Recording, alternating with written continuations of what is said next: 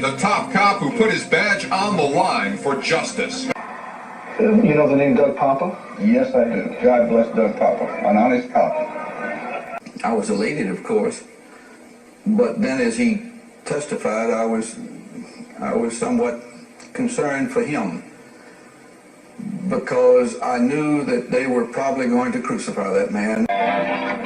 Sometimes the truth has a price. That may be the lesson of a Virginia police officer who says, in trying to do the right thing, he ended up paying for it. The message you're sending is, see, we did it, Doug. You don't come out, you don't buck the system. No matter what the reason is, you just can basically keep your mouth shut. But if I wouldn't do it all over again, I would take the badge and I would leave it on somebody's desk and get out of police work. Because the day I can tell the truth because somebody's pressuring me, and the day the system doesn't want me to tell the truth because somebody's pressuring me, is the day I leave the badge on the desk and walk away. Poppa was fired for insubordination. One man who confronted truth and consequences. From Las Vegas, Nevada, this is Doug Poppa, Truth and Consequences podcast. A lot of people know that former Undersheriff Kevin McMahill is campaigning to be the next sheriff of the LVMPD, but what far fewer people know is that at one point in his career, Kevin McMahill actually forced a woman that he found drugs on to eat crack cocaine.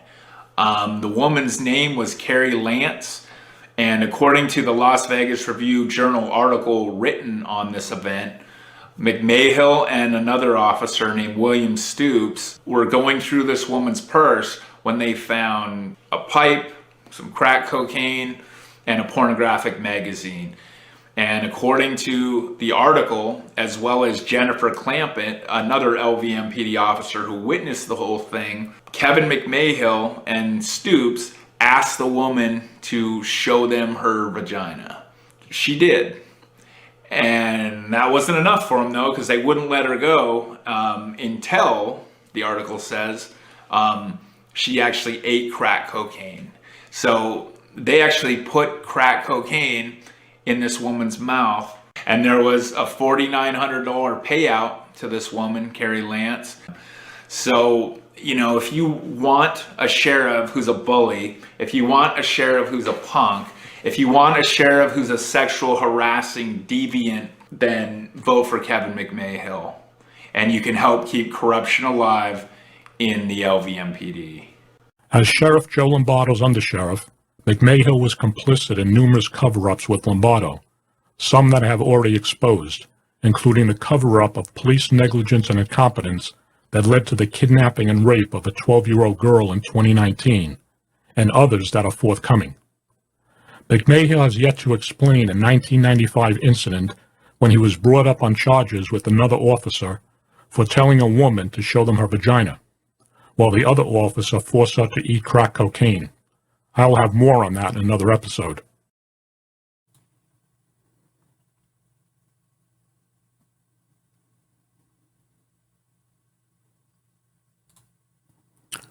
Welcome, ladies and gentlemen. It's Sunday, March 20th, 2022. We're from Las Vegas, Nevada. This is the Truth and Consequences podcast, and I'm your host, Doug Poppa. The time is 15:35, 3:35 p.m. Pacific time. I want you to take a few minutes, because I have a lot of stuff going on in this podcast today, because this is a pretty disturbing story. Before I get there, what you just saw was a video that was made in August of last year by award-winning filmmaker, documentary filmmaker, Ramsey Dennison. Now, Ramsey pretty much broke this story and brought it to light, because it happened over 20 years ago, on his documentary that came out in December of 2017. And the name of that documentary was What Happened in Vegas. And it's available on Amazon, and you go on and find it. He originally broke what he just talked about in that August video that you just saw, but he broke the story, like I said, on the documentary What Happened in Vegas in 2017. Now, you saw in me talking on an episode 91, I made the comment about former Undersheriff Kevin McMahill. Now, for quite some time, I've been calling McMahill out on several of my podcasts, that this needs to be addressed publicly in a forum where people can, where I and other journalists can go and ask them questions on this, because this is pretty disturbing. Got to remember, folks, there's politicians, sports figures, and celebrities who've lost their careers on things that we're just about to talk to now that was very, even less documented as this well-documented story that I'm going to be discussing today. So bear with me. There's going to be a lot of stuff going on the screen. I have a lot of documentation. First, I want you to take a minute or two and watch this presentation coming on the screen now.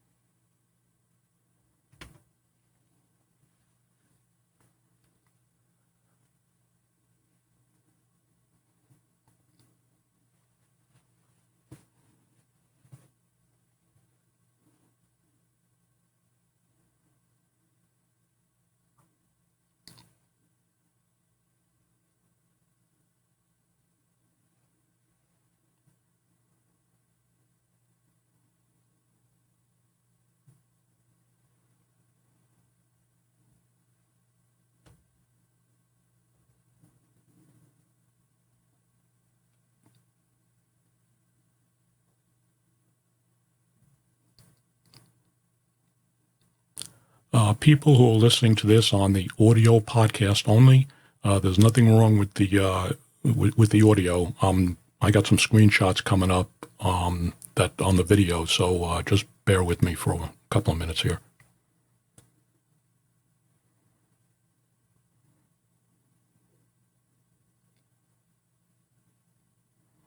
All these clips on the screen, ladies and gentlemen, are derived from the documents that I'll be putting up on the screen and talking about here shortly.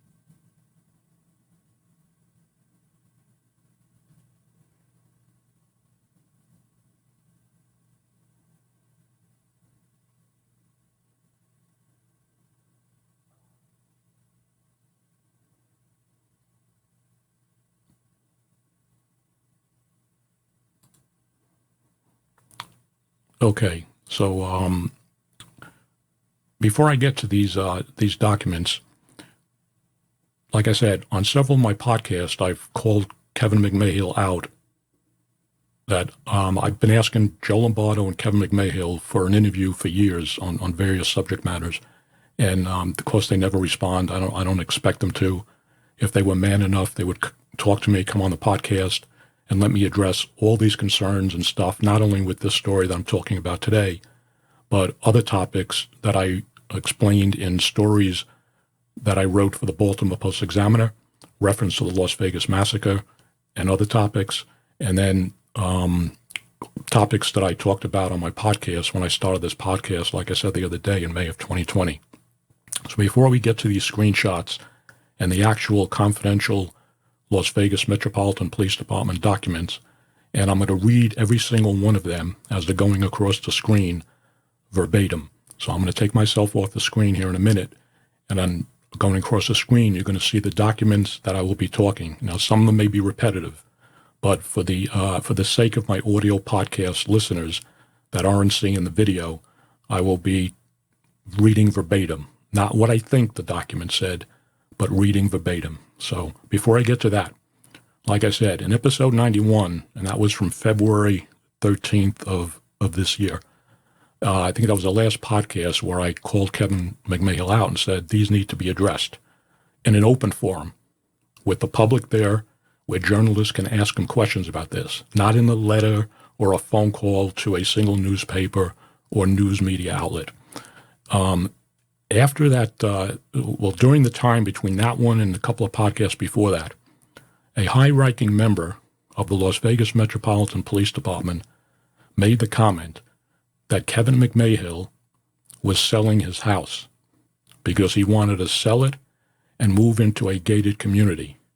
because he was anticipating, because of the videos that Ramsey Dennison did, and I guess my calling him out on several of these podcasts, that he was anticipating protest by pro-women's rights groups because of the allegations against him.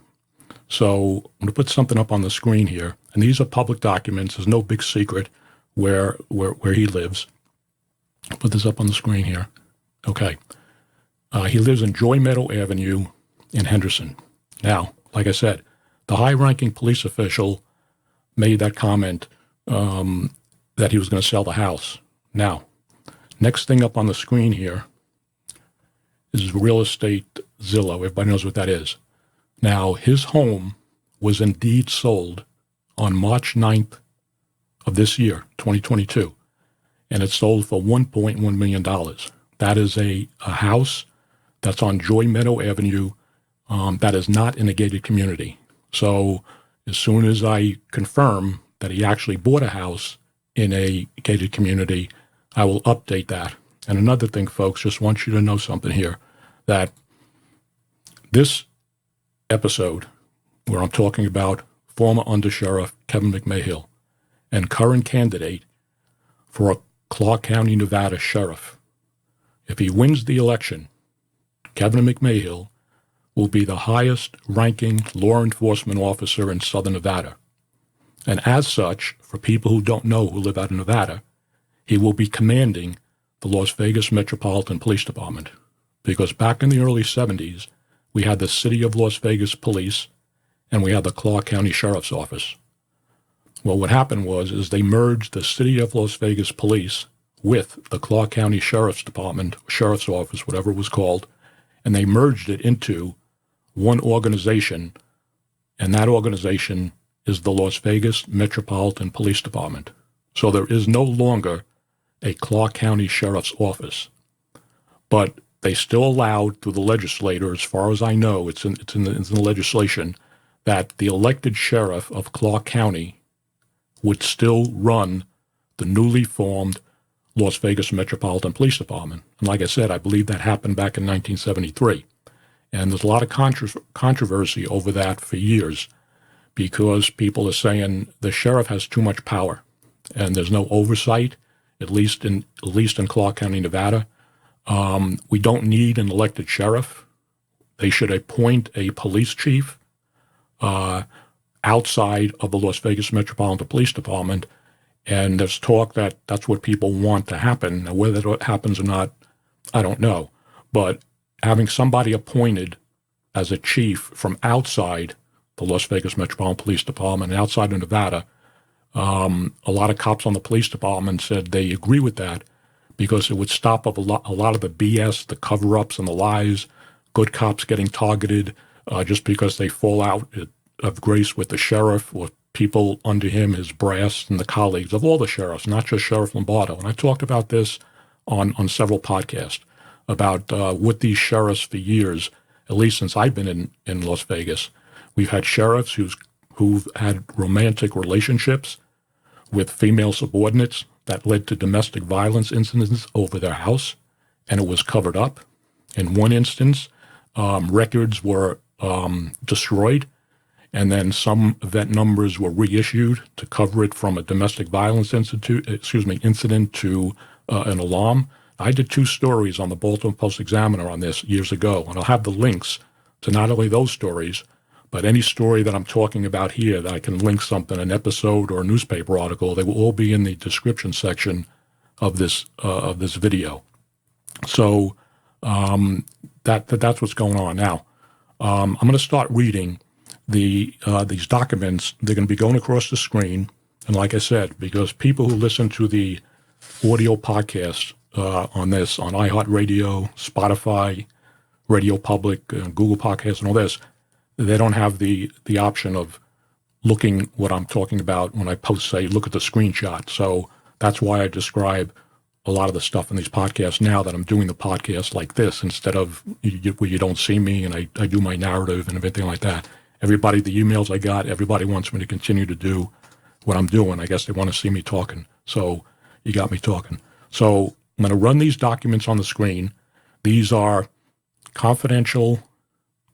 Some of them were made public in court hearing, but there were confidential Las Vegas Metropolitan Police Department documents related to Kevin McMahill and former officer William Stoops. And I'm going to be reading verbatim some of the stuff that's in here as it's going across the screen. So let's play these documents right now. And they're just going to keep looping as I'm talking. Okay. The first thing I'm reading here is Las Vegas Metropolitan Police Department Notice of Relief of Duty. And it was to Officer Kevin McMahill, P number 3948, from Lieutenant Stavros Anthony, dated August 1st, 1995. And it says, "This notice shall serve to inform you that effective August 1st, 1995, you are being placed on relief of duty status in accordance with Civil Service Rule 540. And then it goes on to explain what that means.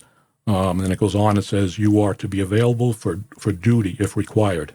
This status will remain in effect until further notice. The reason, pending internal affairs investigation of policy violation.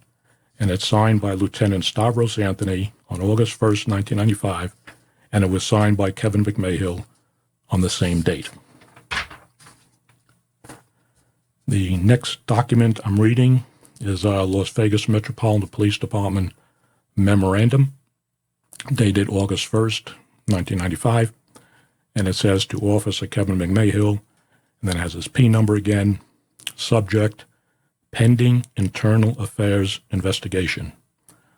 Pursuant to the current labor agreement between the Las Vegas Metropolitan Police Department and the Las Vegas Police Protective Association, that's what they're referring to in here. And the Las Vegas Police Protective Association is the union that represents the rank and file members of the Las Vegas Metro Police, for those of you who don't know.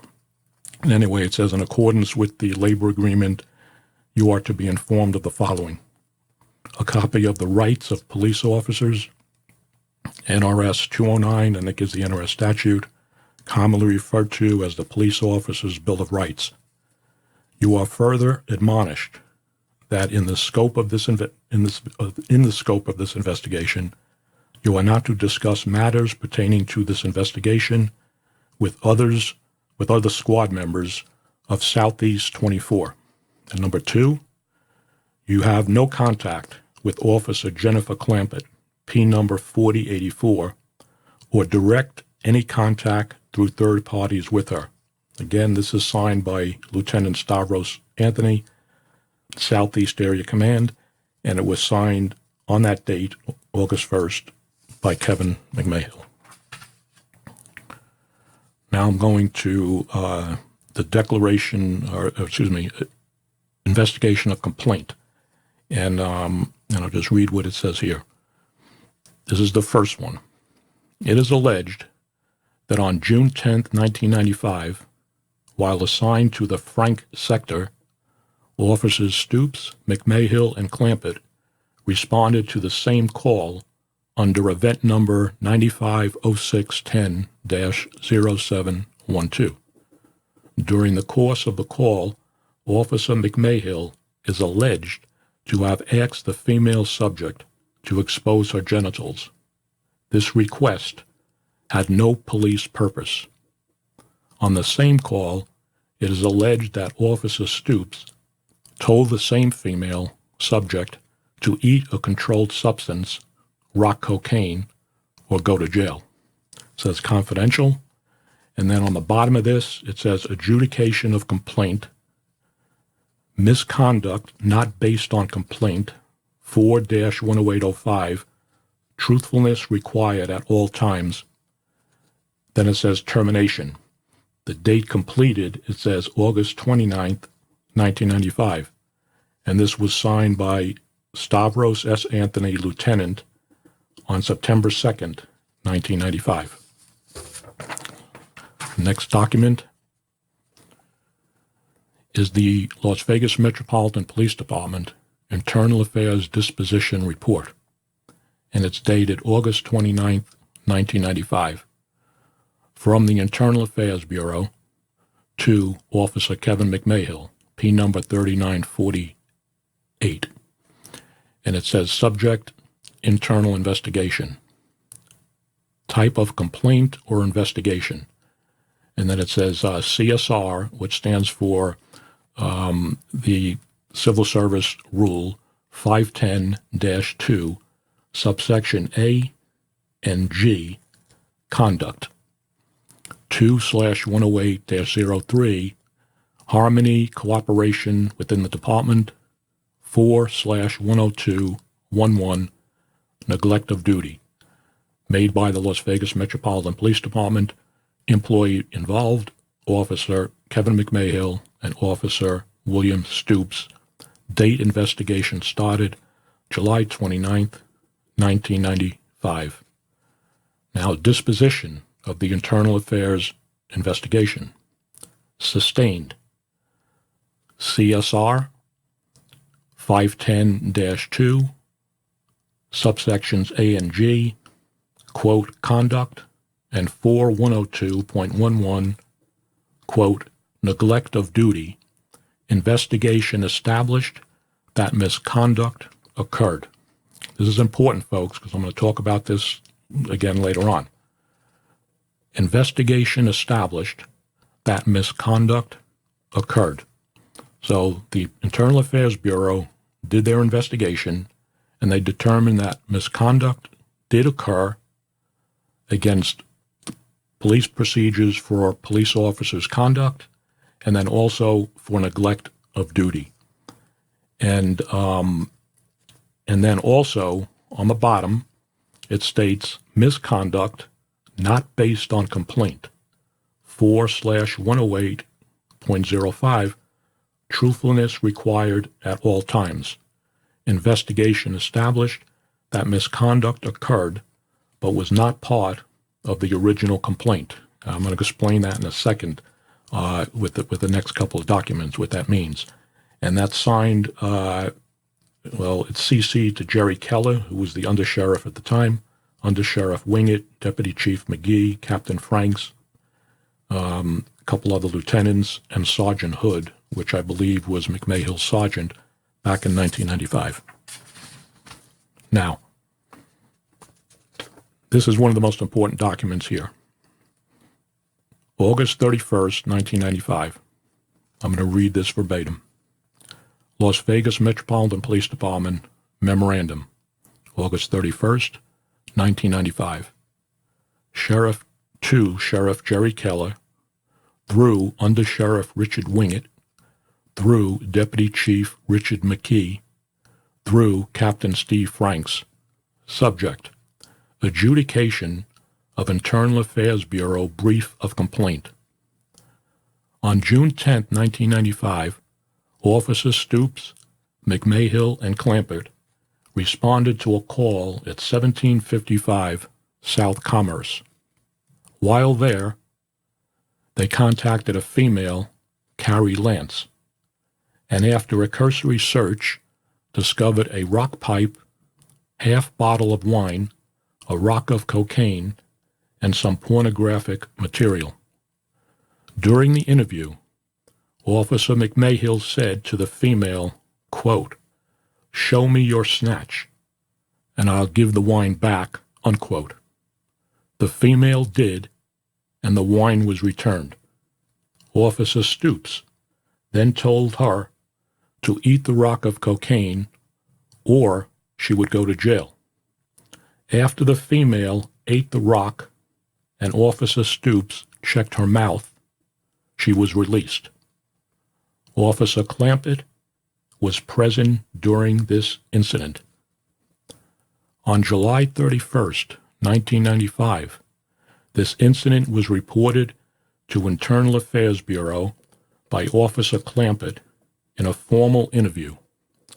IAB, which is the Internal Affairs Bureau investigator, Sergeant Mark Tavares, spelled Tavarez, interviewed Carrie Lance, and she substantiated the above events. Sergeant Tavares interviewed both Stoops and McMahill, and both denied these events occurred. Polygraph exams were given to all three officers. Officer Clampetts came back truthful. Officers Stoops and McMahill came back deceptive. As a result of this investigation by Internal Affairs Bureau, misconduct was sustained for CSR 510.2 subsections A and G, quote, conduct, and 4/102.11, quote, neglect of duty for both officers.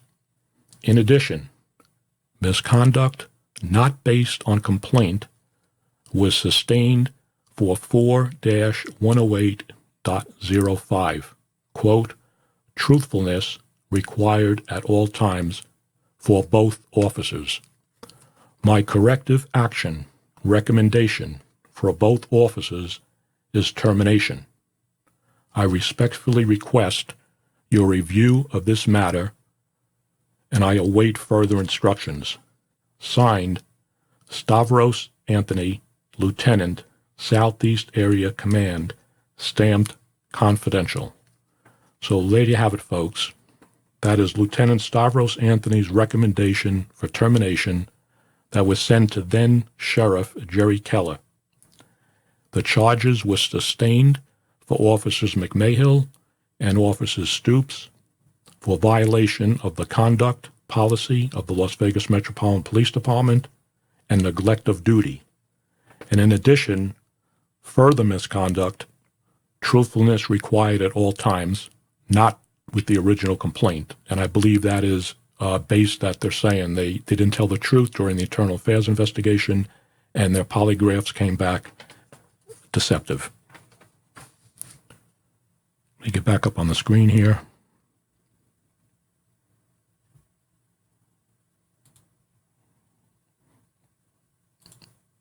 Okay, there we go. Let me get this thing out of here. Okay. So I'm going to put something up on the screen, and I'm going to take me off, and I'm going to read it verbatim. And it's the Las Vegas Review-Journal. Okay. This is the article that appeared in the Las Vegas Review-Journal on Friday, September 15th, 1995. This is a copy. Titled, Las Vegas Police Investigate Conduct of Two More Officers. Two more Las Vegas police officers have been placed on administrative leave and could be fired, a department spokesman said. Officers Kevin McMahill, 27, and William Stoops, 25, were put on leave with pay August 5th. The department's Internal Affairs Bureau investigated a complaint made against the officers July 31st and resulted in several charges, said Sergeant Greg McCurdy. McCurdy said the Bureau's investigation resulted in departmental charges of conduct unbecoming an employee, neglect of duty, and not being truthful. Also filed against both officers were misconduct charges not based on the original complaint, McCurdy said. McCurdy said he couldn't say what exactly the officers are charged with doing. He did say no criminal charges have been brought against the officers. McMahill, who was hired in December 1994, I'm going to say that again here because I'm going to talk about this here in a second. McMahill, who was hired in December 1994, and Stoops, who was hired as a cadet in 1988, will go before the Police Pre-Termination Board. That board will make a recommendation to Sheriff Jerry Keller about whether the officers should be fired. Quote, they will have to answer for their actions, unquote, McCurdy said. The date of the pre-termination hearing hasn't been released. Okay.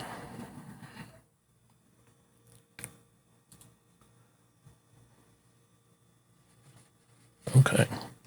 So, what we have here, ladies and gentlemen, pretty serious charges.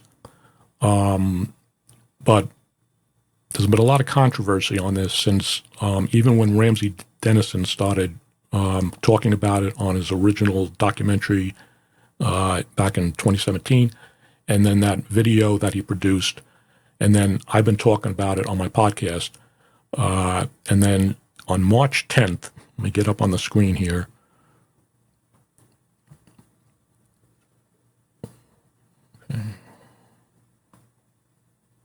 Okay.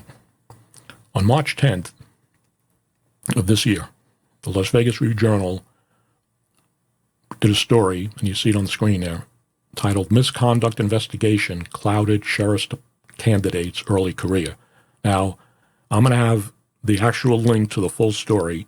I'm going to talk about some of the stuff that was in that story here in a minute, but I'm going to have the link to that story and the follow-up story that they did, I believe it was the next day, into the description section so you could read their full story. But I want to be clear here. Prior to this, the person who actually, for lack of a better words, broke or brought this incident to light in recent times was Ramsey Dennison, the award-winning film director. And then because of what he said in his documentary, and then he did a follow-up video, I had already started my own investigation to this and was talking to my sources and trying to get as much paperwork and documentation that I can back up on it. And I'll talk about that in a second. So go back over here. Okay. Now, I'm not going to go into the whole LVRJ story, but I'm going to talk about some stuff here. We don't talk about that right away. I'm trying to be as much, let this flow, because this is, everything I get involved in can't be simple. It's got to be convoluted. It's got to be confusing. So I'm going to try to do this so we can keep it in the right context here. Okay. Sheriff Lombardo and McMahill were contacted by the Review-Journal. And you read their story, like I said, it'll be in the link. But I'm going to give you some comments on some of the stuff that they said. And the first one I'm going to discuss is my famous subject and topic that I've been talking about for years, and that's Clark County Sheriff Joe Lombardo, who runs the Las Vegas Metropolitan Police Department and is currently a candidate for the governor of Nevada. Now, anybody that's been following my work for years knows I've been highly critical of Sheriff Lombardo and also Kevin McMahill. And I've called Sheriff Lombardo corrupt, and I've explained why I believe he is. I called him a liar, and I've documented his many lies to the press and to the public, and I've called him incompetent, and I've explained why, in my opinion, I believe he's incompetent. And I've also criticized Under Sheriff Kevin McMahill, who retired in December of 2021. I'm going to get into that in a second, for the same thing. These guys lied to the public about several things during the Las Vegas massacre, and then other topics. And Kevin McMahill and Sheriff Lombardo, I'm going to get this up on the screen here. I'm going to disappear off the screen for a second. So, okay. These two gentlemen, in my opinion, okay, are not worthy of the office that they are campaigning for. Sheriff Lombardo, like I said, he wants to be governor. In my opinion, he's a disgrace. He's a disgrace as the sheriff of Clark County. Kevin McMahill, the same thing. Not only because of this incident that we're discussing here today, but both of these guys were involved in multiple cover-ups. They've lied to the press and they've lied to the public over the years. And I've exposed some of those cover-ups that I'm going to briefly talk about here in a second. And that's my opinion of these guys, That's my opinion. Somebody else may have a different opinion of them, but I don't call somebody out unless I have the proof to back up what I say. I gave both of these guys multiple times whether I was writing for the Baltimore Post-Examiner or my podcast, to do an interview with me, no holds barred, let me bring up what I want to bring up, and they answer, and they refuse to do that. Now, when I do my podcast, I post my links. I did post my links to these stories that I do. I was posting them on Kevin McMahill and Sheriff Lombardo's campaign Facebook pages, and they blocked me about 2 months ago. So I can't post anything on there. Figured maybe that would elicit some type of response from them to explain what I'm talking about, because my stuff is based on police sources who give me information, and then documents and court records that I've done in different types of stories and podcasts and stuff. So they have the opportunity anytime to come out and comment on it. You got to remember, Sheriff Lombardo runs the Las Vegas Metropolitan Police Department. He controls their PIO office, which is the Public Information Office. They can come out anytime they want and say, Doug Poppa's podcast are nothing but BS and lies. They can do that. But they don't do it because they can't do it, because they know the stuff that I write and expose is correct. So, but that's their option. He can say that all the time. Now, several months ago, I was told by police sources, and I have many of them, including high-ranking police sources, that Sheriff Lombardo ordered his Public Information Office not to respond to me anymore on my media request. Now, I don't care if Sheriff, and I know these guys over there in the PIO office are just doing their job and following orders, okay? But I am an independent investigative journalist.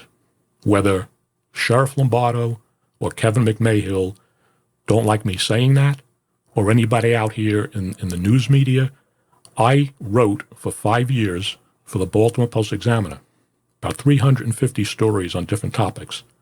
165 stories approximately of those 350 stories that I wrote, the topic was the Las Vegas Massacre. And when I was writing for the Baltimore Post-Examiner, we broke one story after another on the Las Vegas Massacre. Almost none were ever followed up by the Las Vegas media. We broke one story after another. I broke the story on Cordell Hendricks before anybody else did. Called him out as being a coward. Okay? I broke the story, the SWAT officer that fired the weapon in the room. I broke the story that the homicide unit was not allowed to investigate the death of Stephen Paddock.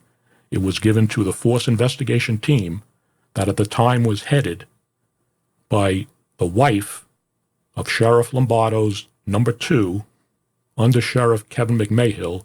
His wife was a captain in charge of the force investigation team that investigated the death of Stephen Paddock, and multiple more stories. I mean, I've talked about them. We have the 5-year anniversary of the worst mass shooting in modern American history coming up this October. And as time gets close to that, I will be revisiting many of the stories that I broke for the Baltimore Post-Examiner, and stories that I followed up on that I originally covered for the Baltimore Post-Examiner that I covered on my podcast, including the one that you can go on the website, my website, you can go on my YouTube channel and see it. And it's Las Vegas Metropolitan Police Department, FBI, and MGMRI, which is MGM Resorts International, knew that a sniper attack was possible prior to the Las Vegas Massacre on October 1st, 2017. We broke that story, did 2 stories on that for the Baltimore Post-Examiner, and I followed it up last year on the podcast, and I'll have a link to that in the description also. So whether anybody wants to say he's not an independent investigative journalist, he's not an investigative journalist, I'm not a reporter, okay? I don't take what somebody says and just blab it in my podcast. I do investigations, like I said, based on confidential sources and other sources of information, and I've been exposing one story after another.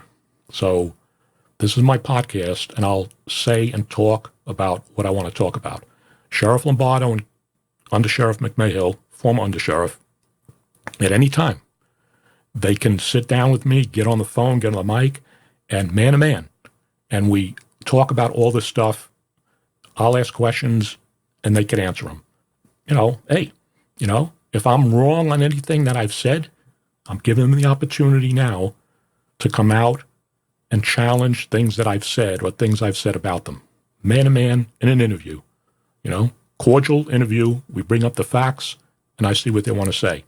Whether that's ever going to happen, I don't plan on holding my breath because I don't want to die of not breathing. So let's get back to this over here. I talked about the LVRJ article that came out March 10th, about a week ago. And they got a comment from Sheriff Lombardo. They got a comment from McMahill. They got a comment from Stavros Anthony, who's been retired from the Las Vegas Metropolitan Police Department. I think he's a city councilman now. He's running for lieutenant governor. They got a comment from retired Captain Mark Tavares, who's retired, and he was the sergeant at the time that did the internal affairs investigation. And I'm going to hit on a couple of highlights that I just want to hit on. So first thing I'm going to do here is I'm going to pull up one of the comments that Lombardo made to the Journal.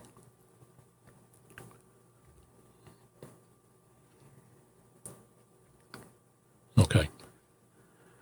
And like I said, in the Journal story, they would talk to him, and in essence, what he says here, you can see it on the screen, and I'll read it for my audio podcast.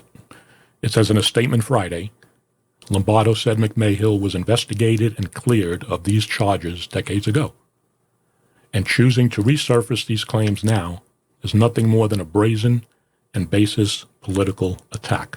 So that's the comment that Sheriff Lombardo gave to the Journal the other day.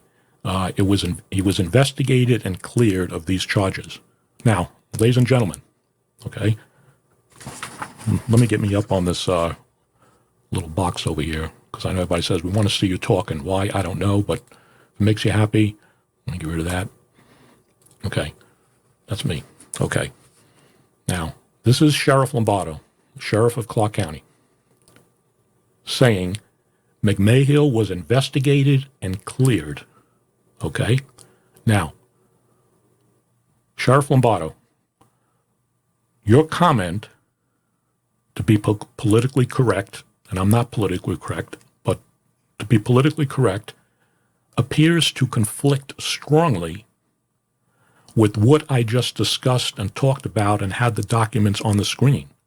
Because unless something's going on now, those documents from 1995 prove that the allegations were sustained. It was proven. He was charged with the department and Stoops with conduct unbecoming, neglect of duty, truthfulness. He was deceptive on the polygraph. But you're saying to the Journal it was investigated and cleared. Now, ladies and gentlemen, I have a ton more documents that I'm not going to put up in here because we'll be talking on podcast for an hour. This is the primer podcast on this thing for me with McMahill. There's going to be more documents, and you're going to hear from people in future podcasts that were involved in this and know things about this. Now, with that said, Sheriff Lombardo, prove in a public forum how Kevin McMahill was investigated and cleared of the charges that I'm talking about in this podcast, because I have no paperwork that shows anything different than the internal affairs results of their investigation that proved him and Stoops committed misconduct.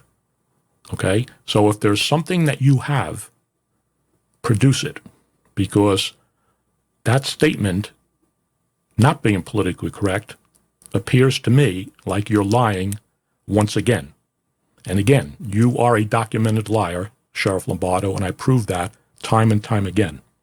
Now, what I don't have on the screen, people, because it is their story, and it was a pretty good story that the Journal did on it. They could have went a little bit further, but it was a good story. And they did a follow-up story that I'm not putting on the screen. You can read that one. I'll have it in the description section. But Sheriff Lombardo also said to the Journal that it says, Lombardo said he has the utmost faith in McMahill's integrity. Say that again. Lombardo said to the Las Vegas Review-Journal that he has the utmost faith in McMahill's integrity. Well, you know something, ladies and gentlemen? Coming from a man like Sheriff Lombardo, who has no integrity, who is a documented liar, he's engaged in cover-ups to protect his image and the image of the department. He has lied to the press in Las Vegas multiple times for years. And I, Doug Poppa, have exposed his lies and his cover-ups, both when I was writing for the Baltimore Post-Examiner and more recently on my podcast. This is my forum, ladies and gentlemen, for my investigative journalism. This is where I put my results on my YouTube channel. I do not work for a newspaper. I do not work for a television station. So when I do my news, my investigative stories, I put it out on my YouTube channel. I am an independent investigative journalist. I'm also everybody knows my past, former law enforcement. I'm not going to get into it now, but everybody knows my past. There'll be more stuff coming out of that in another podcast. But I'm a former law enforcement officer. I'm a U.S. Army military police veteran. I spent 2 years with the New York City Police Department before I went in the military. I was a police officer for a year in Virginia. I spent 12 years on the Loudoun County Sheriff's Office. Most of my time was as a detective, criminal investigator is what they called us. I worked many years undercover. In 1986, I was Criminal Investigator of the Year. That's the award that I got. I worked, like I said, undercover for many years. I lost my job because I got a man who was wrongly convicted out of jail, and I was targeted for retaliation. That's why I was fired for insubordination. I talk about that on the introduction to these podcasts that I do. I came out to Las Vegas. I was in Las Vegas for 18 years. I'm still living in Las Vegas. I'm retired now. But I worked 18 years in Las Vegas in the hotel casino industry. I was an investigator for years for MGM, Resorts International. Back then it was just MGM Mirage Corporation, I believe, when I was working for them. I was former director of security and surveillance at the Riviera, another property before it, director of security. I have over 40 years of investigative experience, both in the public and private sector. I worked all types of investigations, fraud, financial investigations, undercover investigations for narcotics, stolen property, guns when I was a cop, so I have a lot of experience. I take my experience now and I put it into my work here that I do. I don't get paid for what I do. My income is Social Security, and like I said the other day, I have a PayPal account. If people want to put money into my PayPal, that's fine. I know times are hard. I don't expect people to do it, but this is how I spend my time. I have police sources, many of them, who give me information, and that's why I break these stories, one story after another, on the Truth and Consequences with Doug Poppa YouTube channel. That is my forum for my independent investigative work. Now, like I just said, Sheriff Lombardo said he has the utmost, let me read that again here, I got off track, utmost faith in McMahill's integrity. Well, coming from a man, in my opinion, who has no integrity, and Kevin McMahill, while he was Sheriff Lombardo's undersheriff, as I've said in multiple podcasts and stories that I've written, has been complicit with Lombardo in cover-ups and lies, okay? I documented that. Now, with all these stories, I'm going to talk about a couple of these things real quick with Lombardo because I'm going to talk about something in a second, but I have multiple investigations going on right now that I've never talked about and never published. And if you think you've heard it all on the last 6 months or more of my podcast about the exposés that I've done, you really haven't heard anything. Also connected with the Las Vegas massacre, that these guys have covered stuff up to protect their image and the image of the police department and are deceptive when they talk to the press and keep things from the public. And that is corruption, ladies and gentlemen. Okay, that is the definition of corruption. Okay, and both of them are documented liars. And I get to more of that in a second. So let me take you off the screen here because I want you to see something on the full screen, and then I'll pop me back up. Okay.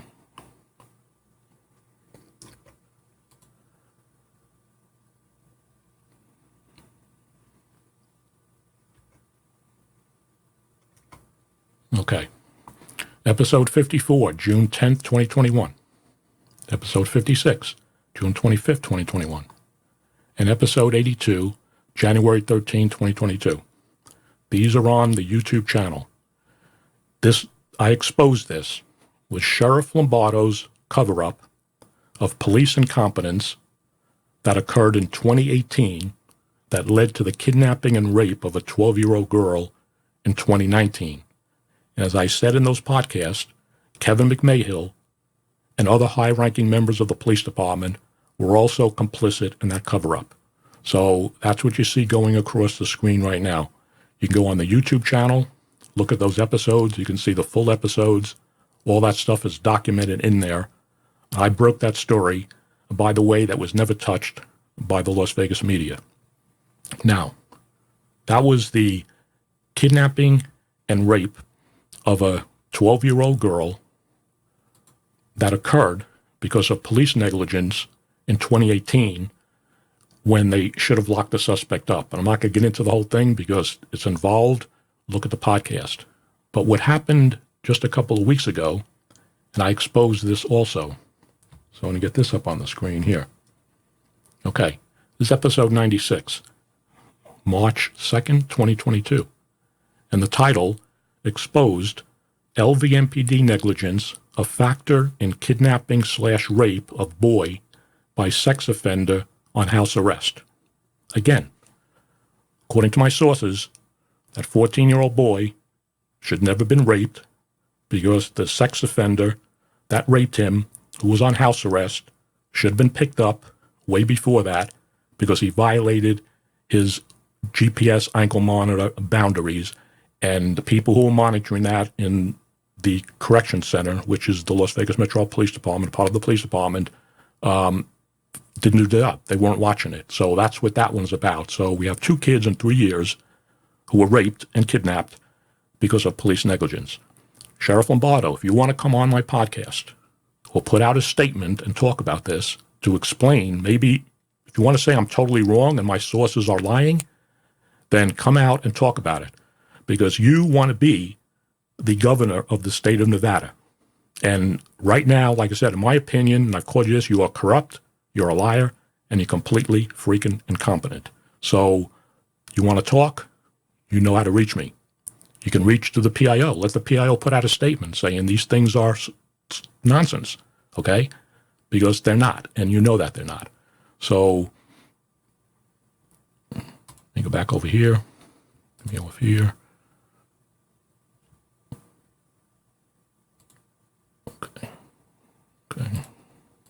Okay. Let me get up here.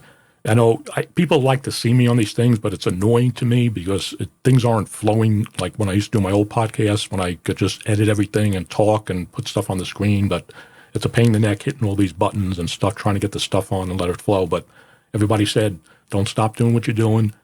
We want to see you when you're talking. We want it like real time, even though, it's recorded live, and then I put it out, and of course it's not live when it comes out. So we had those 2 stories, and the one that's up on the screen that I just talked about. But I want to talk about something else, ladies and gentlemen. I want to talk about this one for a minute. Now, I'm going to get to McMahill again, so just be patient. Okay?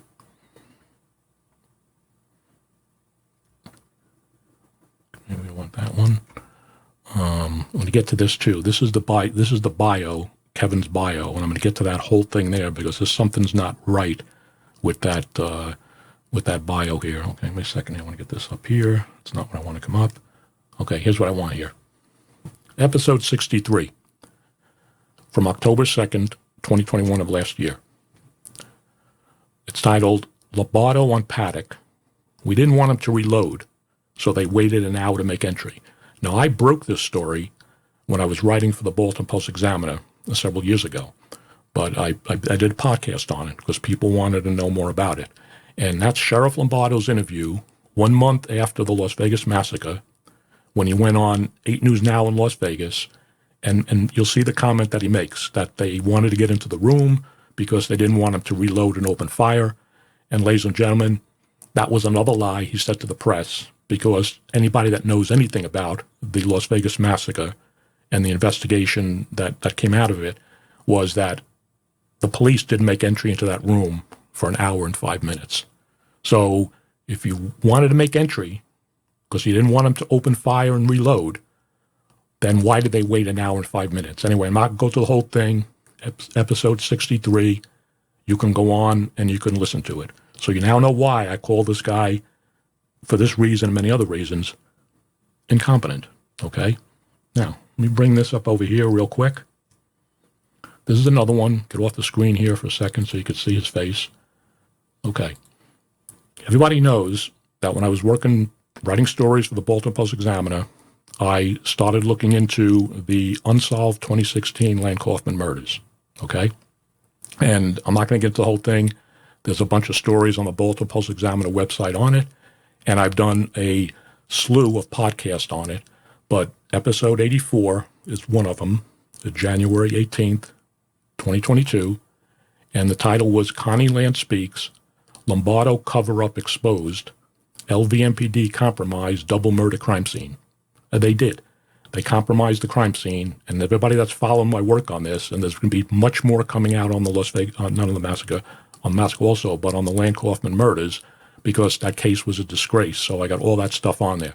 But I'm just bringing up for a point another cover-up that they concealed until it came out that the crime scene indeed was compromised by the crime scene analyst. And you can go over there and look. Now I'm going to put one more up on the screen here.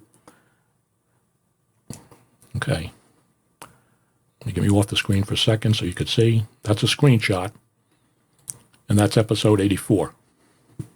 Episode 84 was another expose. Okay.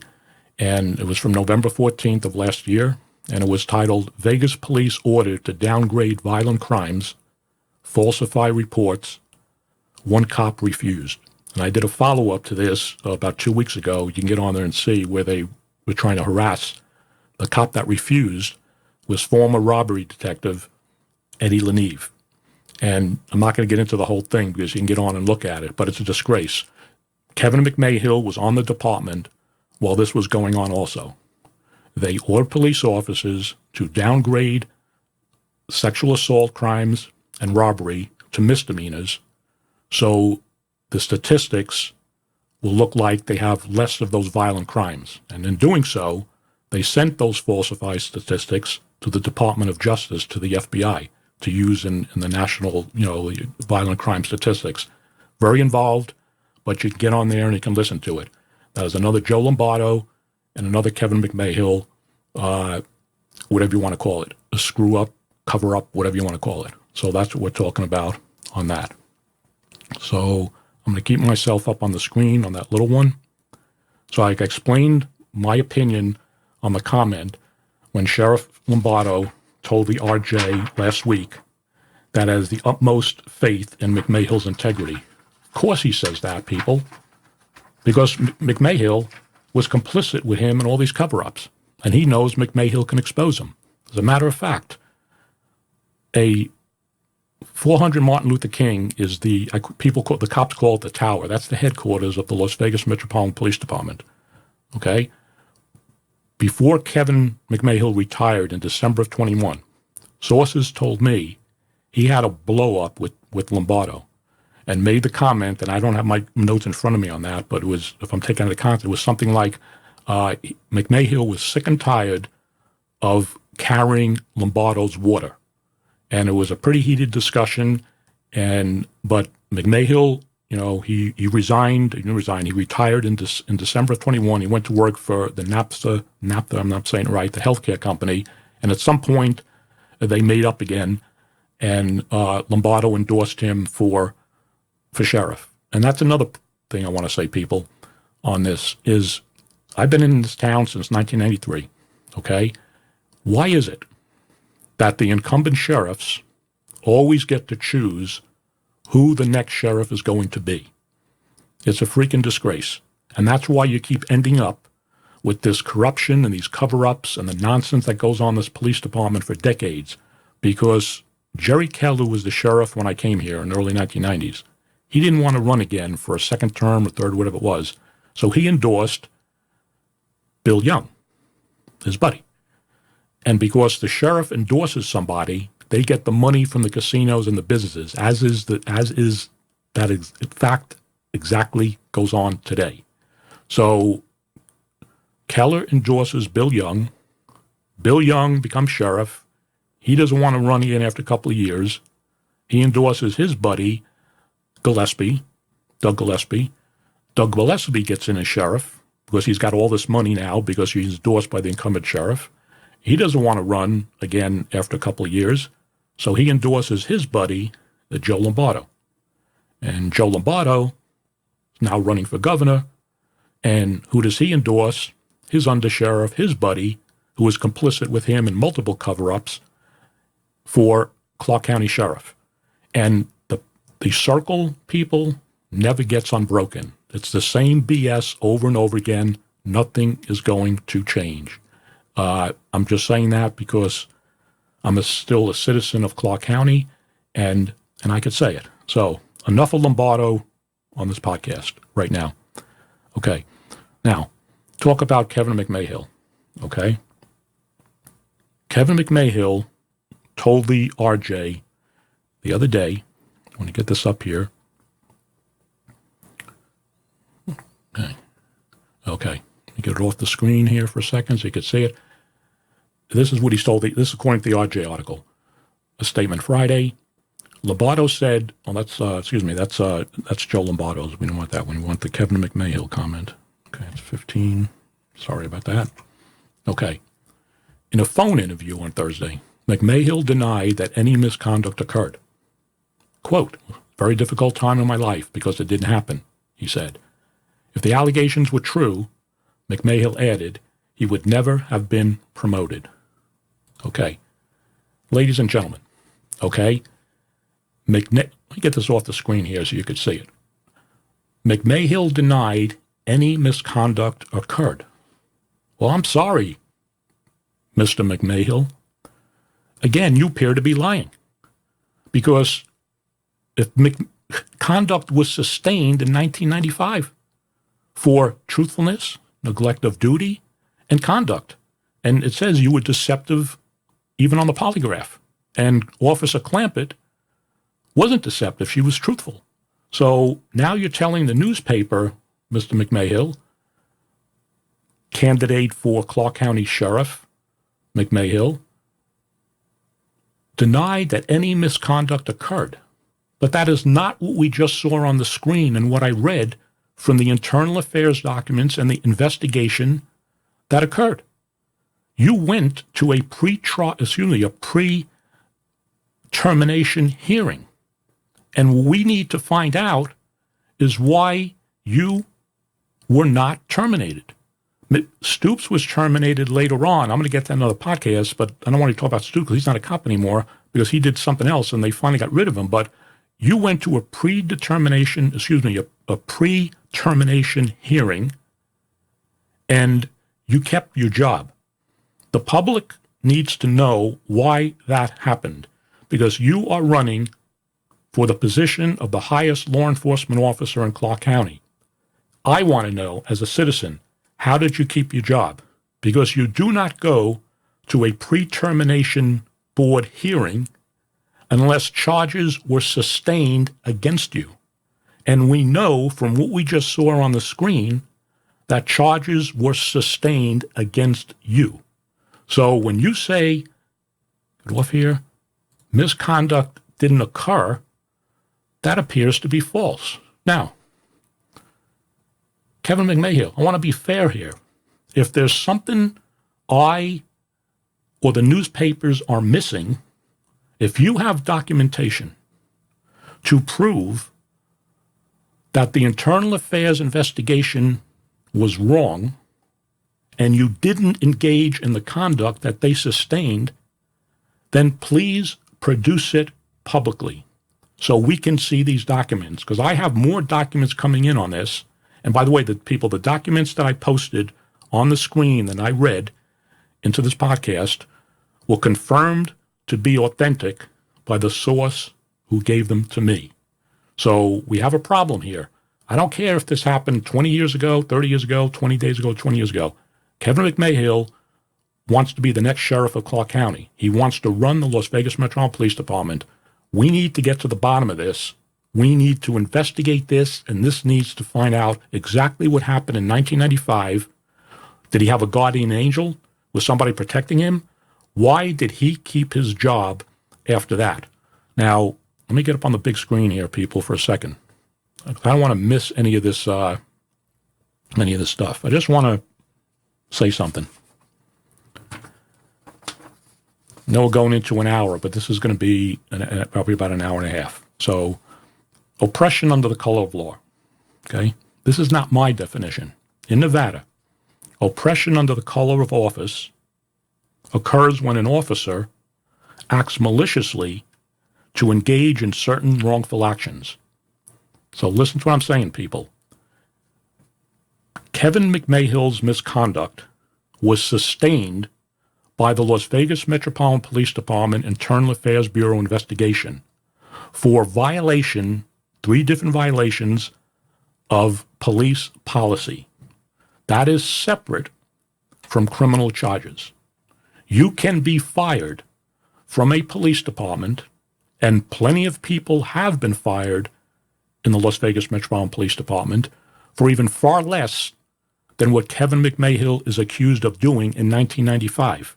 So there's separate criminal charges. No criminal charges were filed against Kevin McMahill and William Stoops back in 1995 for ordering a female in their custody to show them her vagina and forced her to eat crack cocaine.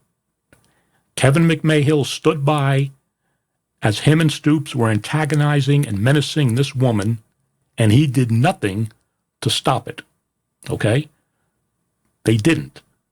Now, oppression under the color of office is a crime in Nevada. And I'm going to read it again.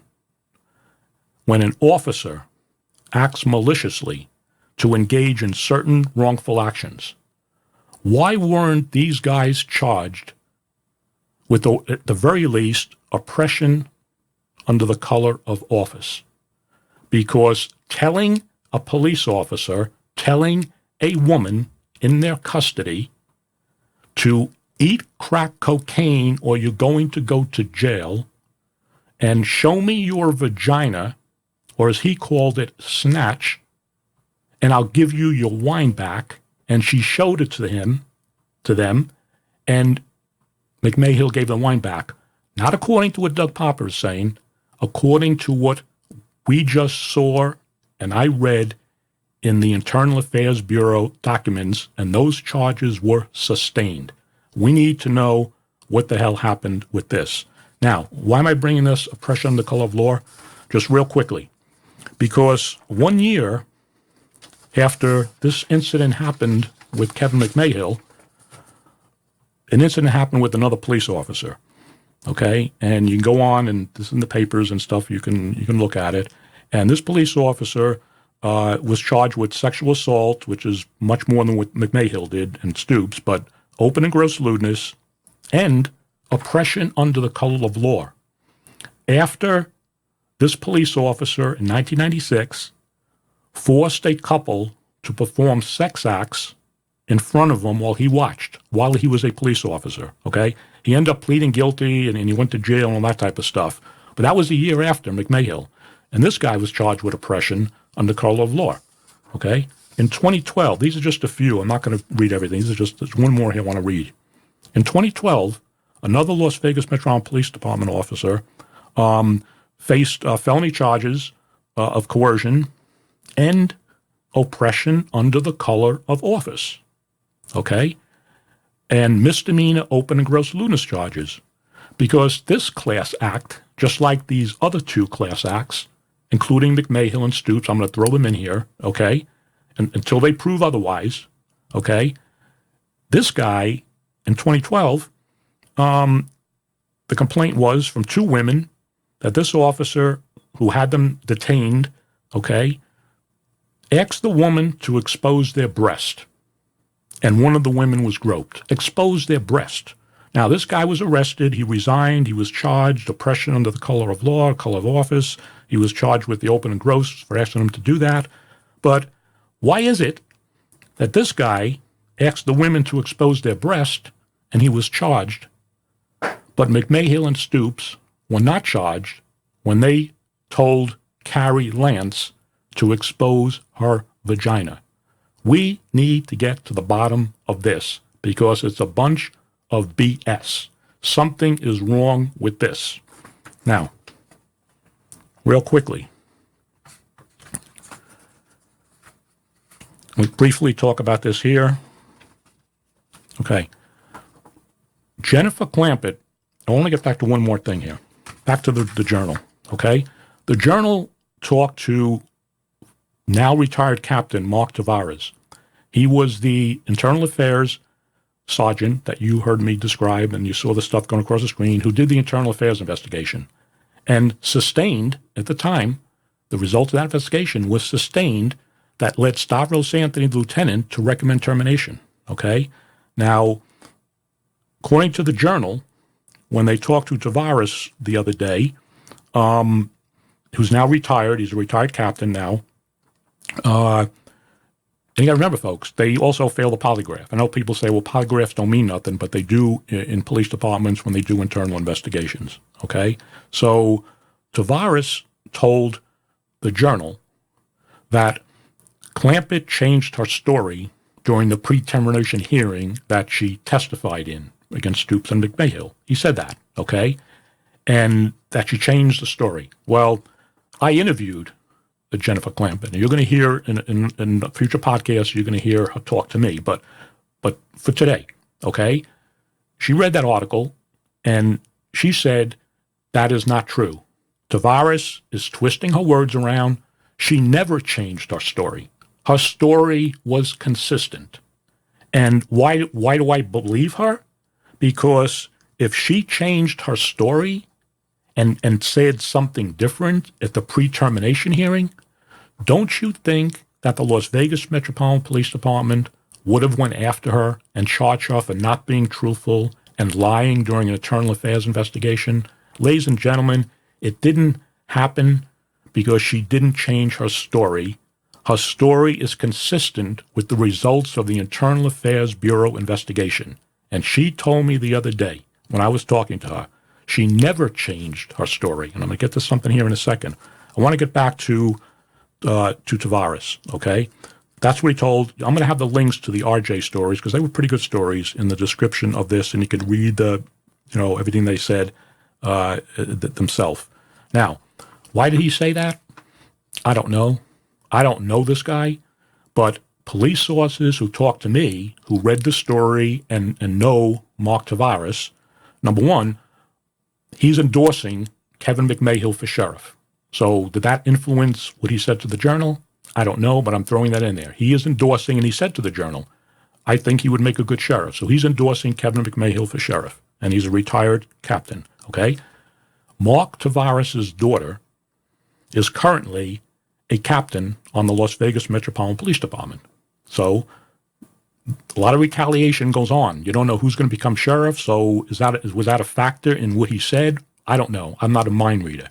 I do know this is that police sources said to me that when Mark Tavares was a sergeant at the police academy years ago, he became very friendly, quote unquote, what they told me, with female recruits, which is prohibited for academy staff to have any kind of personal relationship with recruits. That's what police sources told me.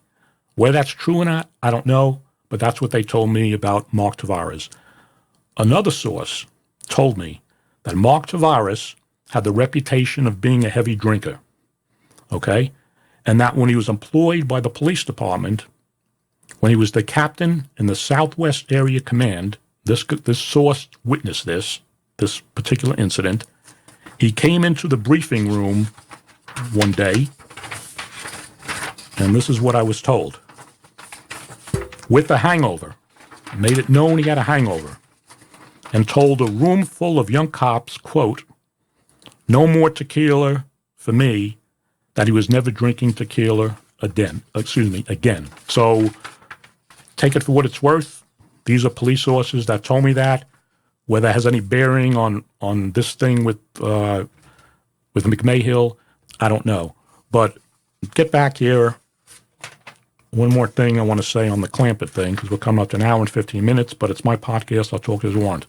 Remember what I said, that Tavares is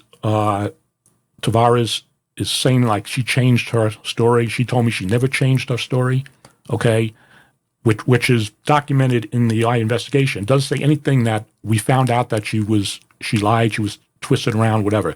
She said it was consistent, and that's what she said. But in 1999, and I'm going to do a whole separate podcast on this, I'm talking about now, but I want to hit on this because it's pertinent to what I'm talking about here. Okay? In 1999, Jennifer Clampett filed a lawsuit against the Las Vegas Metropolitan Police Department for violation of rights, for sexual harassment and things like that. I'm not getting into the whole thing, okay?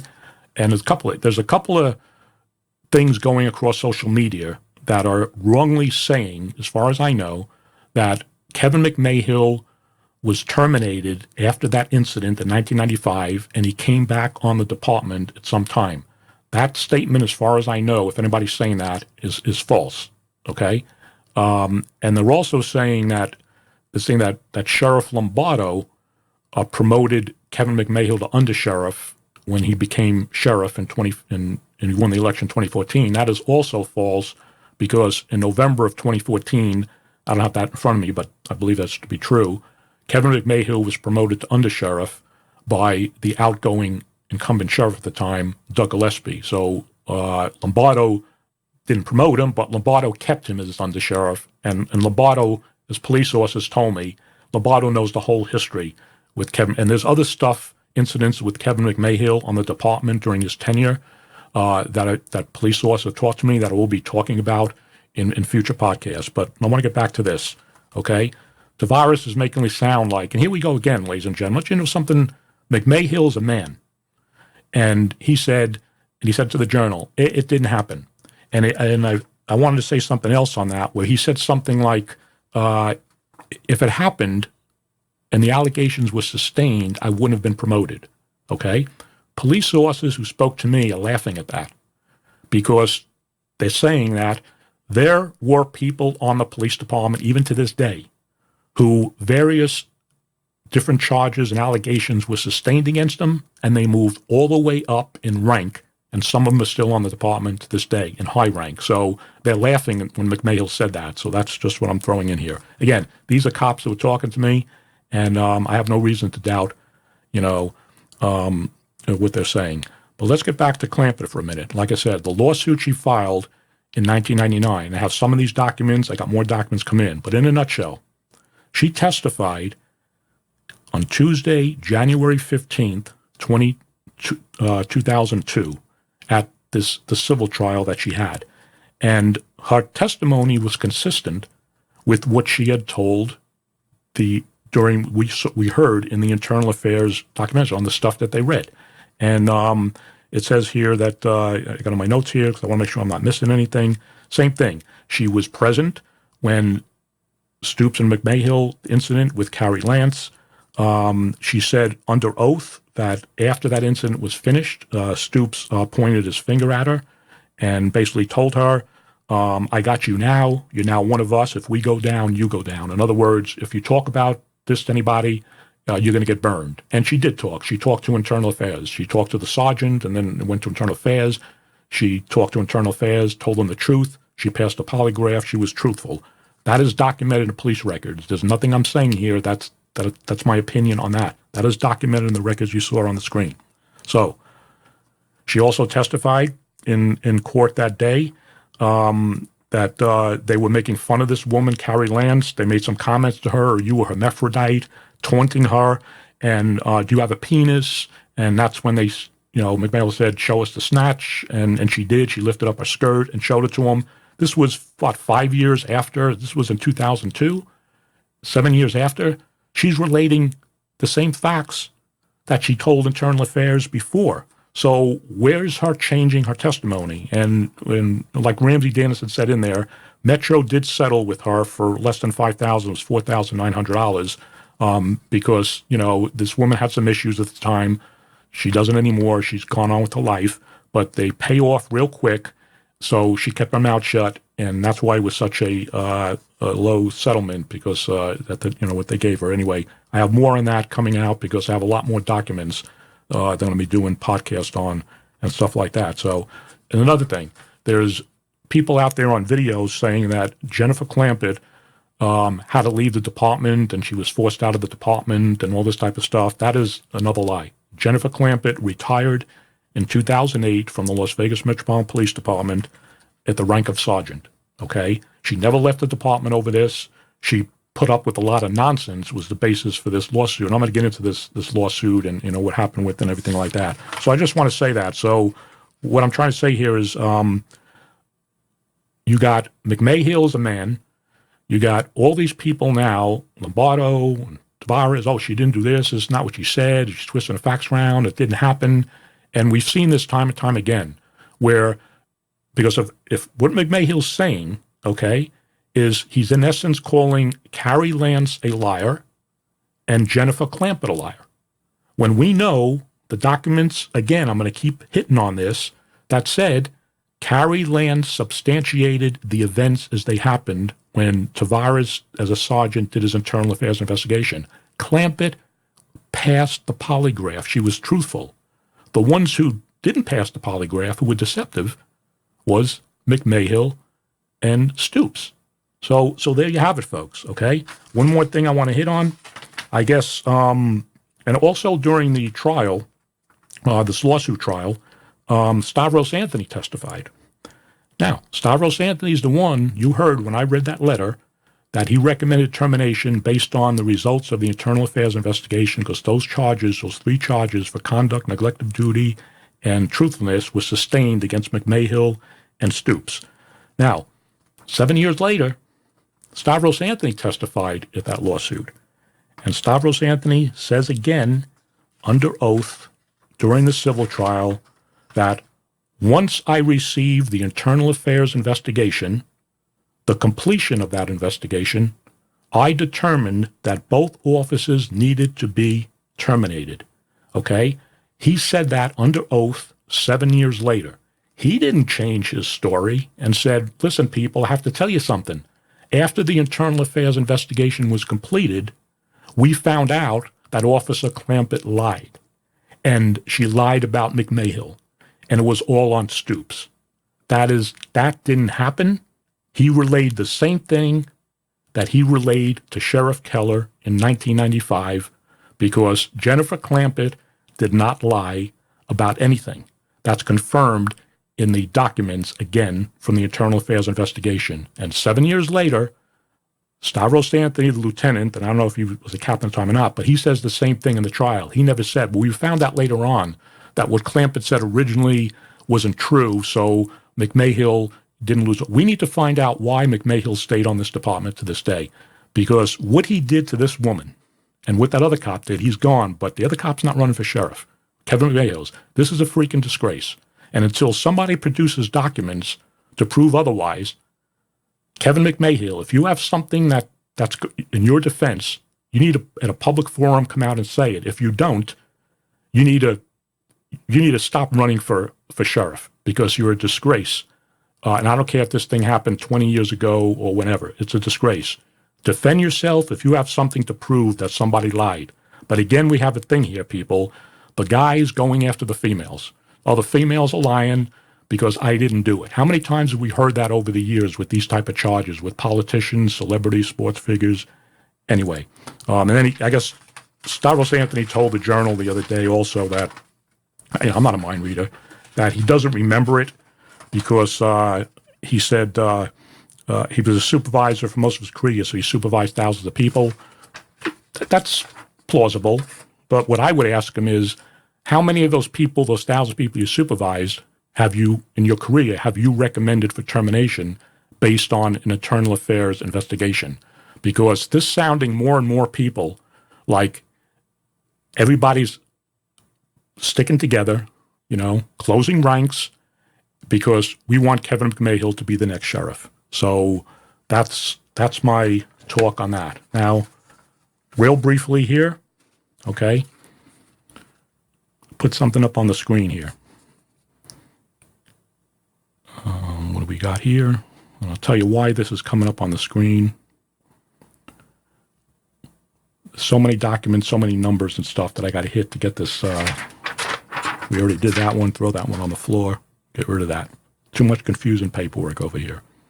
Okay. I want to get this. Now, this is something that nobody's talked about that I've found out, and I'm looking at this stuff, doing this investigation. So I'm trying to be fair here, ladies and gentlemen. I'm not out to get anybody. I don't like Kevin McMahill. I don't, because professionally, I don't like Joe Lombardo.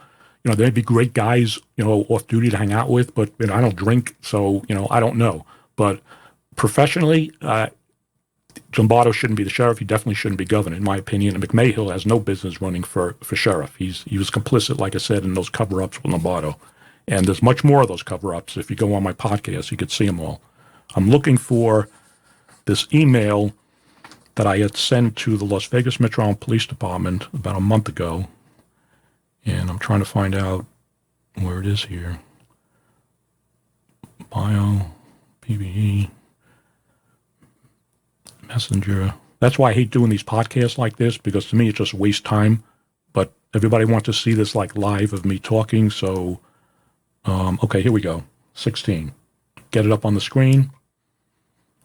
Is it 16? Poppa emails to... No, that's not right. Poppa emails 17. Nope, I think I got the numbers wrong here. Just bear with me in a second. Okay, here we go. Okay, why isn't that coming up?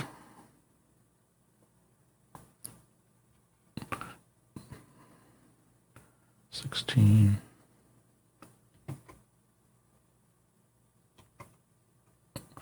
Okay, the keyboard's not working, so hold on for 1 second. I need to get this up on the screen. It's important here, so I'll do it this way. I still don't know why this is not coming up. Okay. There we go. Okay. I'm going to read these. It's up on the screen. Don't panic. I'm getting myself up here again. Hold on a second. Okay. These are emails. We don't want that one. We want this one. Okay. And I'm going to read it. This one's dated December 15th. I sent this to the Public Information Office at Metro, and I'll explain why in a second, why I wrote this. I said, good afternoon. I am requesting the dates of service for retired Las Vegas Metropolitan Police Department Under Sheriff Kevin McMahill, to include any break in service, including retire date during Mr. McMahill's tenure during his employment with the Las Vegas Metropolitan Police Department. Okay, I sent that out on December 15th of 2021. Let me get it off the screen here so you can take another shot here and look at what it says. Okay, that's the first one. Now the bottom one you could clearly see. I didn't get a response. So on December 15th, on December 29th of 2021, that's the bottom one, I sent this again to the Public Information Office, who ignores me all the time, but I want to give them the chance to, and I don't know what the big secret about is concealing this, but let me get this first and read it. On December 15, 2021, I sent a media request for the dates of service for retired LVMPD Undersheriff Kevin McMahill, to include any break in service and rehire dates during Mr. McMahill's tenure with the Las Vegas Metropolitan Police Department. I did not receive a reply to my request. Please respond. Doug Poppa, independent investigative journalist. You can reach me at this email or the phone number, blah, blah, blah. Well, guess what happened, folks? Here we go. I didn't receive a reply. Now, why did I want to know that? Well, number one, for this. Okay, I don't know why. Okay, we want to get that up on the screen. 10. Here we go. And we want to get this. Okay, keyboard's not working, so let me get this over here. Go back to number 10 here for a second. Okay. Okay. Now, okay, what do we have here? We have Kevin McMahill's bio that was on, I got this about 2 years ago, and I screenshotted it. Let me go back over here, get that back over there. Okay, we'll do it this way. I screenshotted it because I wanted it because I was doing this investigation to find out something. And you notice on this, now, let me explain something. This bio is the same bio that's on his sheriff's page, except on this one, when I did it, it said he was still presently working. Of course, it was before he retired. The current one says he retired in 2021. But here's what I want you to look at. The first line on the bottom, September 1990, hired as a patrol officer and served as a field training officer and then at the training academy staff. So this, I say alleged pervert, sexual deviant, stayed on the department. He trained new officers and then even trained as a field training officer and even was at the academy. Real good, okay? But then what does it say after that? It goes to March 2001. It's promoted to sergeant, okay? There's no break in service here, people. And me, I'm a stickler when I see these are red flags going up because I don't have answers to this right now. So he was hired in 1990. We see no break in service. 2001, his next thing is a sergeant, okay? That bio, from what I know right now, is false. There's something being omitted in that. And why am I saying that? Well, let's do this. I want to get this up on the screen here. On those documents that I read, this I took out, number 12. Okay? Now we're working right again. Okay, let me get it off the screen here. Okay. Now, this is from the header of the documents, the confidential documents, okay? Date of hire, December 5th, 1994, okay? That's his hire date. 7 months prior to the incident in June of 1995. Now, he was hired in 1994, and we also know, based on, we had that, remember that little article that I read from the Journal earlier, the one that was posted on the screen? That article also said that he was hired in 1994. But now this is in the actual police document. Kevin McMahill, P number 3048, hired on December 5th, 1994. Now, this is puzzling me because if he was hired in 1994, but we know he was hired in 1990, and I did confirm he was on the police department in 1990. He went to the police academy. At some point, Kevin McMahill left that police department. And I confirmed that, even though I don't know the reasons right now, because I'm hearing different things, and there's all kinds of stuff going across social media. Most of it's not true. But let me pull this up. This is something that I've never published before. Okay. Let me get me out of the screen here for a minute. Back over here. Okay, leave that over there. Okay, I'm putting two things on the screen here. And there's a reason why I'm doing it. I'm going to explain why I'm doing it. Okay. This is a Baltimore Post-Examiner story that I authored back in October of 2019. And these are good stories. If you want to read a good story and you're a cop and you want to get pissed off about a cop getting screwed, read these two stories. Not because I wrote them, because of what's in it. Now I'll tell you why I'm bringing this up here. What does this have to do with McMahill? Bear with me for a second. The title, exclusive, Las Vegas Metro Police Sergeant Norm John fired after ordered to, quote, stop being proactive on vice crimes, by Doug Poppa, October 2019. Okay? Great story, filled with all corroborating documents and evidence to back up what Officer Norman John told me when I authored that story. Now, in November of November 1st, 2019, I published Part 2, the Norm John story, Part 2, How Las Vegas Metro Police Destroyed a Good Cop. Now, what does this have to do with McMahill? Okay, I'll tell you in a second. Like I said, Norm gave me a bunch of documents, dozens of them, okay, to back up what he said that made me do my story. One of the documents I didn't use in my story, and I found it the other day, and it's this one over here. Now, I'm going to read this here in a second. Okay, not that one. Okay, 11. This one. Now, I'm going to take me off the screen here for a second so you can see it, and I'll read it. Okay. This is November 8th of 2014, 11:32 a.m. This was a Facebook Messenger message received by Norm John by Kevin McMahill, okay? And I was never fired from LVMPD. They sure wanted to and investigated me, no doubt, for many months. I was cleared reluctantly. I worked at Metro, left to work in my hometown of Denver, and came back 2 years later. Many people confuse my leaving with that investigation. The investigation happened when I came back from Colorado.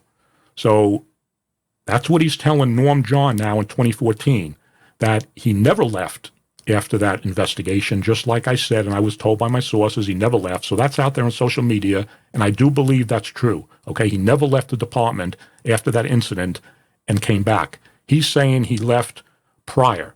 Okay, now what I found out, okay, he did leave sometime after 1990 for about a year and a half, 2 years. Again, that's not explained in his bio, and that needs to be explained too. Okay, but he says I came back 2 years later. Okay, so if he came back 2 years later, and the Metro document is saying that he was hired in December of 1994, that means somewhere around December of 1992, he left for 2 years, which was about a year and a half to 2 years after he started on Metro at some point in 1990. Now, I also found out that at some point he worked for the Denver Police Department, and I've got some records coming in and stuff like this because I want to know when he got hired on Metro, when he left here, he went to Colorado. When did he start working for the Denver Police Department? Why did he leave the Denver Police Department? And why became a... It all may be very innocent, but the fact is his bio is not true. It is false, as far as I'm concerned, because there was a break in service, and here's he's telling New John, and again, see, he goes, I was cleared, okay? Mr. McMahill, okay, if you have documentation to show us that you were cleared of these charges, you need to produce it, or otherwise needed to drop out of the sheriff's race because you're a disgrace running for sheriff. If indeed, and I believe everything in those documents is true. Those charges were sustained. But if you have something different to clear yourself and defend yourself, come out at a public forum where I and other journalists can interview you and we could see what you got on that. And as far as his truthfulness, ladies and gentlemen, I want to hit on this here for a second because we're at an hour and 38 minutes, but it's my podcast. I don't know, some of these podcasts go long and long and long. People do. Okay. This one over here. I want to get this on the screen. Okay. Okay. This is episode 80. February 2nd, 2022. This was a story. Let me get myself on the screen here again. And give me this, put this over here. Okay. I broke this story for the Baltimore Post-Examiner. This was in 2018. Kevin McMahill went on, and I updated it with video in episode 80. You can go and look at it. I'm not going to explain the whole thing. I'm just giving you a nutshell. Kevin McMahill went on Fox News in a documentary and told the entire world, the country and the world, that Paddock stopped shooting when the breach team was in the stairwell, when they breached the bracket off the door, and that's when the shooting stopped, to make himself and the department look good. Okay? He is another here documented liar. And I say that in the podcast. The shooting, ladies and gentlemen, if anybody knew anything, and I'm surprised Fox News allowed him to get away with this, because I wrote to Fox News and said, I'm getting tons of emails from survivors and family members of the people who were killed, and they're saying he's lying. And they never responded back to me, which was amazing, because I was on Fox News a couple times during the massacre on my investigations. But that's neither here nor there. Episode 80, February 2nd, 2022. Vegas Massacre. LVMPD Undersheriff Kevin McMahill lied during Fox News interview. You will see his video interview came from that documentary, that news broadcast that they did, and he says that the shooting stopped when the breach team breached the door. That is a lie, and I explain that in here. The firing stopped almost an hour prior. But just like Sheriff Lombardo does, they get on these programs and they lie their butts off to make themselves or their department look good. They lie to the public. And why the media does not call them out on this is a freaking damn disgrace. That's my opinion, okay? That's my opinion on that. One more thing here before we go, and I'll make sure I covered everything. Okay? Okay. This guy, ladies and gentlemen, Kevin McMahill, in my opinion, and a lot of other people's opinion, including police officers, both retired and current police department, do not want this guy to be the next sheriff of Clark County. And I have more stuff coming out. And if you think these exposés that I've done, ladies and gentlemen, you ain't seen nothing yet, okay? Him and Lombardo, McMahill and Lombardo, are documented liars. They were complicit in multiple cover-ups, and I exposed some of them, and I'm going to expose more in the future. So I'm going to close this out with one thing here. I'm going to pull this up on the screen, and I'll have links to everything I talked about in the description section when I do this. We're at 13 hours, so this thing's going on for 1 hour and 42 minutes. I'm going to shut it down here. Not that I have to, but, you know, I had to get out what I had to say. I'm going to put this up on the screen here. Okay. I'm going to get me off the screen here for a second so you can see. This is U.S. Senator for Nevada, Jackie Rosen, who made this comment on her Twitter page on March 11th after the Journal story broke. Okay? She says, these findings are alarming. Yes, they are, Senator Rosen. And leaders have an obligation to address issues of harassment. Yes, they do. In a serious and ethical manner. She's correct on that. She says Nevada can't have a governor who rewards this kind of behavior, okay? She's talking about Lombardo, like Lombardo kept him as the undersheriff and knew about this. Well, Lombardo didn't promote him to undersheriff, but he kept him as undersheriff. And there's no doubt from people who've talked to me in the police department that Sheriff Lombardo was fully aware of Kevin's actions from 1995, but she's absolutely right. We need an investigation on this to find out what's going on.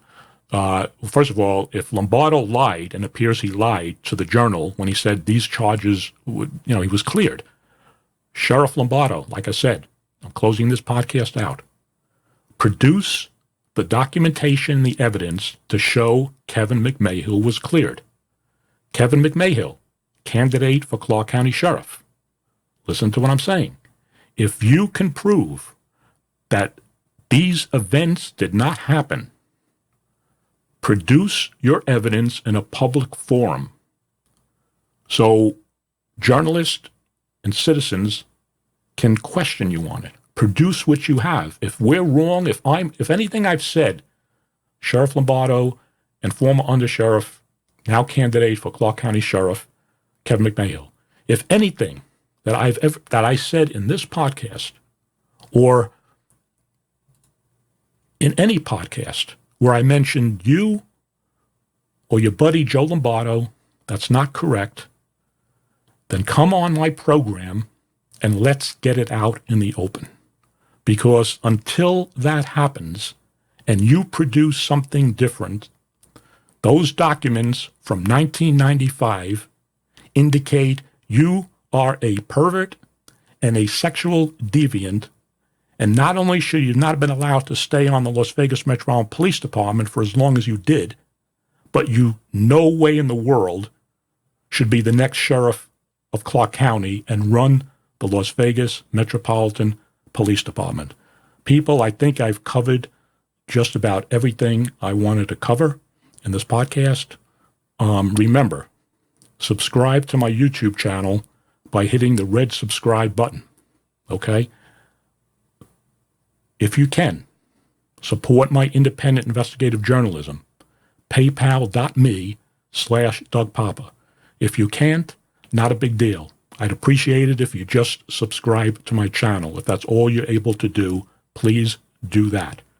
And my audio podcasts are available on iHeartRadio, Spotify, Radio Public, Google Podcast, and other platforms. Appreciate you listening. There's much more to come. Like I said, I'll be breaking more stories and cover-ups related to the Las Vegas Massacre and other cover-ups that Sheriff Joe Lombardo and his undersheriff never wanted the public to know about. Thanks for listening. It's Sunday night, March 20th, 2022. It's 17:17 hours. It's 5:17 p.m. Pacific time. Thank you for listening.